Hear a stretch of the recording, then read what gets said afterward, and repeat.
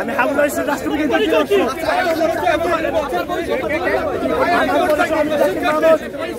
Habibullah student দ্বিতীয় বর্ষ।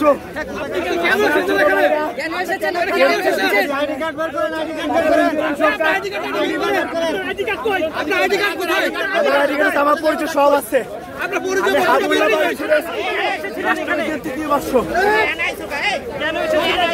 আমি এসেছি আমার ছোট ভাইদেরকে ইন্টার পাশে পোলাপাই যারা পরীক্ষা দিতে চাই নাই।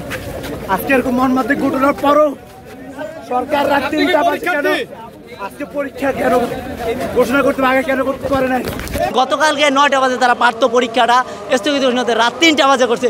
ভাই আমি আমার মতো আরও শিক্ষার্থী 1টা বাজে ঘুমিয়ে গেছে। এবং আমাদের ছাত্র উপদেষ্টারা কোথায়, সমন্বয়করা আজকে কোথায়, এনসিপি আজকে কোথায়, আজকে ছাত্রদল কোথায়? সবার কাছে আমার প্রশ্ন, বাংলাদেশের যত মানুষ আছে সবার কাছে প্রশ্ন যে যখন জুলাই আন্দোলন হয়েছিল 2024 সালে আমরা তো যৌক্তিক আন্দোলনে আসছিলাম, তাহলে আমাদের সাথে আজকে কেন কেউ নেই? কেন আমাদের 25 ব্যাচের উপর এতটা অত্যাচার ভাই? কেন আমাদের পরীক্ষার আগে আমাদের প্রায় 33 থেকে 46টা নিয়ম বাঁধতে দেওয়া হয়েছিল? আমাদেরকে পরীক্ষা চলাকালীন সময় আমাদের 3-4টা নিয়ম বেঁধে দেওয়া হয়েছে। ভাই কী কারণে আমাদের 25 ব্যাচের উপর এরকম অত্যাচারিত আছে?